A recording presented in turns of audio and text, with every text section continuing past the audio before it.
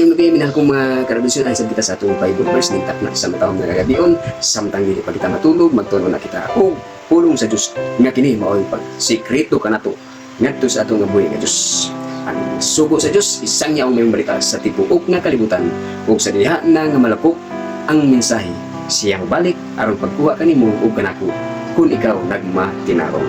Mga karabisyon, ang topic na ning takna sa matawang nga gabion panagbingking sa tang Abraham o tang Lot. Kung sa kanin panagbingkil mga kabisyon.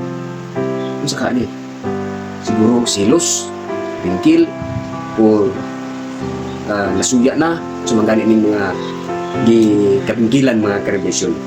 So, kini nga mga pangunahon na ito, nga nga dunay panagbingkil ni Abraham o ni Lot mga kabisyon. Niya, dinis sa Genesis Kapitulo 13 versikulo 7 tungod sa hon diri og dihay panagbingkil sa mga magbalantay sa kahiyupan ni Abraham og sa mga magbalantay sa kahiyupan ni Lot og ang Kanaanhon og ang Persyanhon nagapuyo atong kita.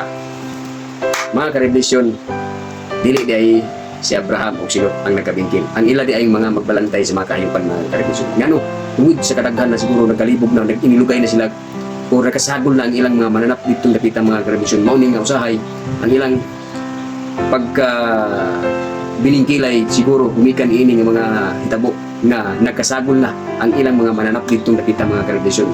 So mauni ang ato nga usa ka nahibaluan nga aduna day panagbingkil sa mga lantay sa karnero ni Abraham o ni Lot.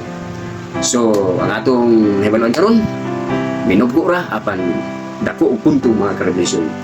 So magayon ako kaninyo ang panalangin sa Ginoo ug ang grasya ug ang kalulot ug ang pakigait maanaw ta kanunay kaninyo.